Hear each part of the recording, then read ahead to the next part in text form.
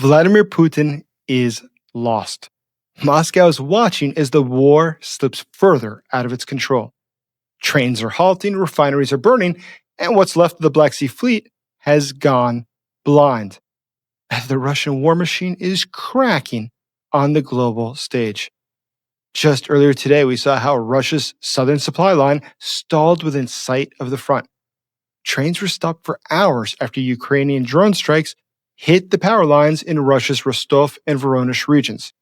In Russian-occupied Crimea, a drone strike there ignited rail-side fuel tanks. And despite the fact that the officials said that everything was fine, air defense worked remarkably, they didn't seem to remember to mention the huge damage that it had done. Ukraine was successful. And fortunately, locals took photos and videos and uploaded them to social networks. So we know that Ukraine was successful. In Sevastopol, occupied Crimea, Ukrainian Navy assets there were able to destroy the Khersones airfield drone hub. That drone hub was very important for the Russians because it was for the Russian Black Sea Fleet's surveillance. So losing that means that the Black Sea Fleet is blinded to approaching surface traffic, and that makes it incredibly vulnerable. But there's something else the Russians have to worry about. Ukraine is now fielding new drones that navigate without GPS, without GLONASS, and they fly radio silent until their final approach. Radio silence means that there's no emissions. Up until the last minute, the defenders do not have the ability to track or to jam the drone. So for Russia, it looks like the situation is bad, but when you study it further and you look into it, you realize it's even worse. My name is Jason Smart, and from here in Kyiv, Ukraine, what we are seeing is remarkable. Everything in Russia is going wrong. We see that the Ukrainian drones are bypassing Russia's defenses. We see that Russia's leaders are dazed. They're trying to reshuffle the senior leadership of the military and repress their own population. And the reason is very simple. Because they don't know what else to do. Chaos is spreading inside of Russia. Whereas here in Ukraine, Ukraine remains steadfast. Ukraine is innovating. It's advancing. And now it is taking the war to Russia. Unfortunately, many people still today believe this myth that Moscow likes to promote, that Russia is winning. But that claim is obviously false. Like the claim that Russia has inherent greatness, that Russia is a special state that should be treated differently than other states. That is total nonsense. And the ideology associated with that, the Russian world ideology, is even more baloney. Where do you see that Russia is winning? Where do you see Russia doing great? Where do you see Russia getting ahead in innovation or on the very technological curve? Russia is not. Ukraine is. And if things are bad for Russia now, they will get even worse. And even more incredibly, at this point, it appears that it's irreversible. Russia is in an untenable situation. It's growing more out of control by the day. And though few appreciate the fact that we're no longer talking about defending Ukraine, we're talking about Ukrainian victory over Russia. That is good defeating evil. Because that is within reach. Ukraine can win. And Russia can and must be defeated. Help me get this message to more people. Help the world to understand what is happening here in Ukraine and the truth about what's happening inside of Russia. Just do one small thing. Please like this video, subscribe to this channel, and consider becoming a channel member today. So we see that Russia's southern logistics, they're not doing so well.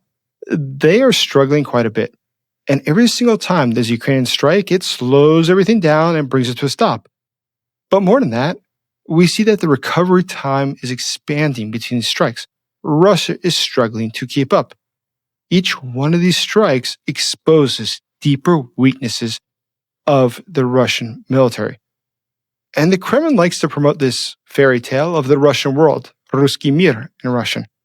This is the supposed promised eternal space of Russian language and Russian orthodoxy But in practice, what it really boils down to is Moscow is the greatest city in the world, the leader of the world, the leader of Eurasia especially.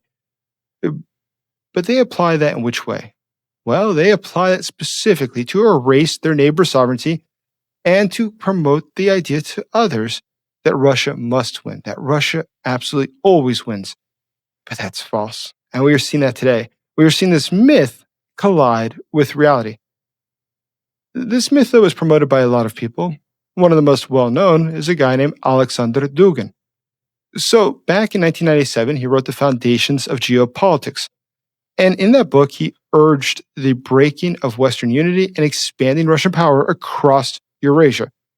He is said to now be an advisor of the Kremlin, though it's not clear if he's actually ever met with Putin. However, his book today is required reading for the senior levels of the Russian military. So how would someone like that be able to understand what is happening? That Russia, the greatest state, is being defeated by little Ukraine.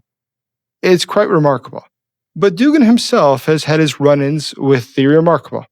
Actually, just last week, we saw that it was the anniversary from when his daughter, Daria Dugina, was killed in a car bombing near Moscow back in 2022. She was not an innocent person. She was a pro-Kremlin commentator, very supportive of the war in Ukraine, and ideologically extreme like her father. Now, what makes her interesting is she was not killed by the Ukrainians.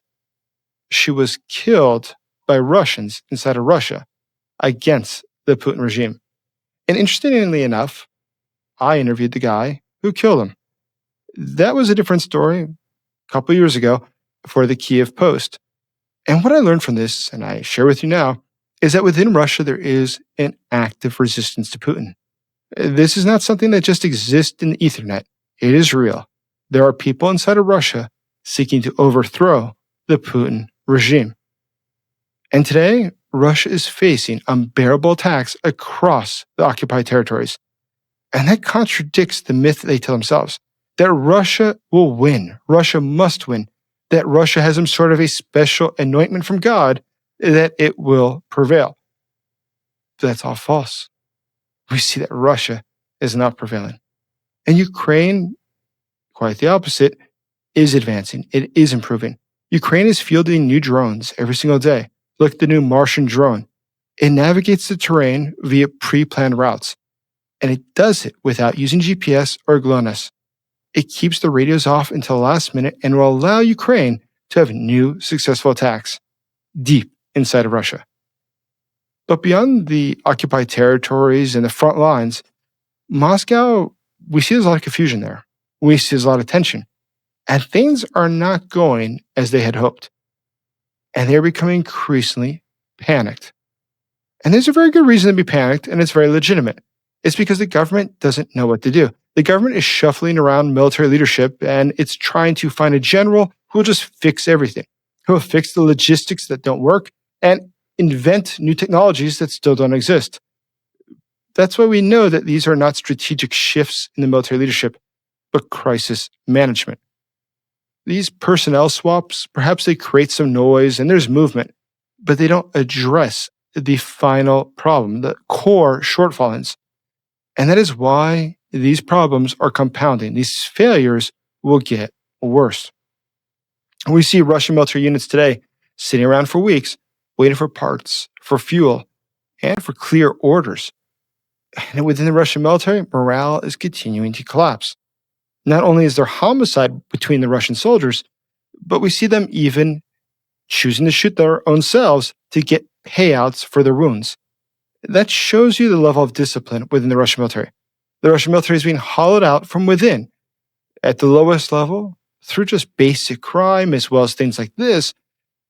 But at the senior levels, we see the corruption.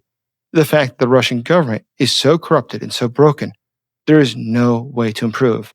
There is no way to do things differently because nobody knows how to. Nobody that's a senior Russian military leader was able to get that position unless he engaged for decades in corruption. He covered up the corruption of his superiors, and today, those below him are covering up his corruption. It's a criminal network. But that's fine and dandy if you just want to get money. But how do you win a war like that? The answer is you can't. But within Russia, they don't know how to handle this. They don't know what to do. So we see they're increasingly cracking down on their own population. We see that the Kremlin now has decided to order 11 new jails to be built. And you might wonder, why are they building 11 new jails? Why are they going to spend next year 2.5 times more money on jails than they did this past year? And the answer is simple.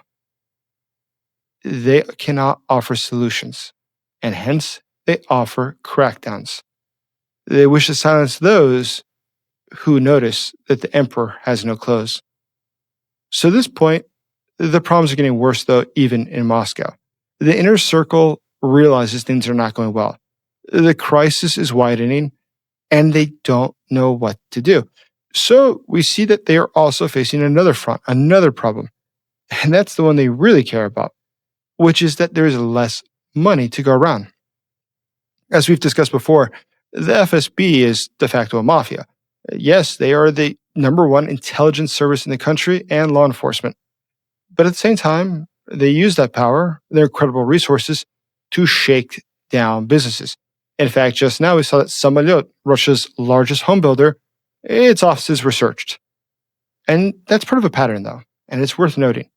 That's a pattern of recent arrest of oligarchs, senior leaders at the oblast level, senior mayors, people who've been in the system for years. So what's behind that? Why are they doing that now? The answer is very simple. There's less pie to divide up. Before, there was a lot of opportunities. Oil, gas, companies that you could offer protection to, or run rackets. But today, there's simply less options. There are less from whom you can steal. And so the circle is getting tighter. They are trying to shake money out of every system and at every organization that they can. And why that's problematic for the Russians is to be able to do things better, to improve, to have research and development. It costs money. But if everybody's too busy stealing from the state, stealing from the corporations, that means that there's less money. And today, the Russian government is looking at what to do. Propaganda cannot hide the damage that's been done. People are seeing what is happening. So the state media, it might very well play down these attacks, which the people see. And those who call it out and say that we see the attacks, we see that Ukraine has been successful, they get charged with treason. Because once again, the government doesn't have solutions. It can't offer that. It can only offer repression. But there's something important about that as well. That means that there's a growing gap in Russia. Because what the people see, what they experience, and what the government says are totally different things. So over time, enough people are starting to realize, perhaps this is all a lie. Perhaps the government is not defending my interest. So why that's important is for the reason that Vladimir Putin doesn't ultimately care about his own people. That's true. But he does worry about coups. He does worry about being overthrown. And when you see that your own population is indifferent about you, they're not in love with you. We saw when Prigozhin went to Rostov, the people of Russia came to greet him in the streets. They brought food, they brought wine. The Russian military, it didn't do very much to defend Putin. We didn't see the Russian police, the National Guard, the Chechens, the border guards. Nobody came for Putin. Nobody came to defend Putin. And that worries him a lot. And we know it worries him a lot. Because Putin, whenever there's a problem, he doesn't confront it. Putin runs away. And that's another thing that differentiates Ukraine from Russia. Ukraine, the resolve here remains extremely high. People believe in victory. In fact, polling shows that 73% of people believe that there will be victories this summer. In Russia, we can be quite certain the numbers are not nearly as high because Russia is stuck in a quagmire. Ukraine has the technological edge. And today, the contrast keeps widening. In fact, yesterday I met a group of young people from an organization called Volunteer Optical Laboratory. They repair combat drones, night vision, and other optical gear. In fact, they help about 70 brigades per month. And what impressed me about them was this. The cost to fix a drone is typically less than 10% the value of a new drone. And they are the only organization in the entire country doing this. So drones come in and they fix them, and those drones can go back out. Russia has nothing like that. The Russian people are not unified behind this war or in support of their government. And in fact, that's something that Russian military bloggers complain about a lot. When they do fundraising, nobody donates. Nobody's anxious to help the Russian soldiers. Whereas we, all of us here, do put our money where our mouth is, and we support Ukraine. And in fact, we've raised over $110,000 now for Ukrainian drones. And for this organization that I just mentioned, Volunteer Optical Laboratory, I will put a link in the first comment and I will pin it for anyone interested in donating.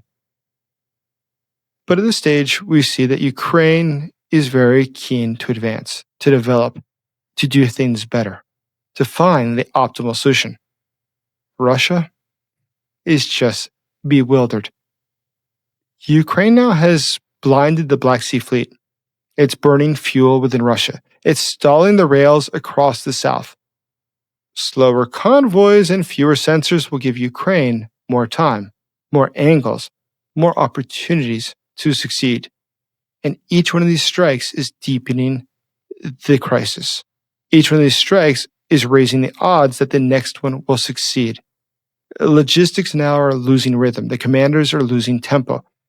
And units of the Russian military are arriving late and light. Russia does not know what to do. Moscow is answering this with the typical theater by appointing fresh generals and forcing contracts. But this sort of showmanship, it won't make anything better. Right now, there's just no comparison. Russia today is stuck. The map is bending towards Ukraine because Ukraine adapts. Supply lines right now for the Ukrainians are strong. They don't have problems. It's the Russians that have problems. So despite what we read in the press, don't forget, time is working against Moscow. Thank you for watching. Please like this video. Please share it with your friends and on social media, and subscribe to this channel. And in the comments below, tell me what you think. As always, thank you for supporting Ukraine.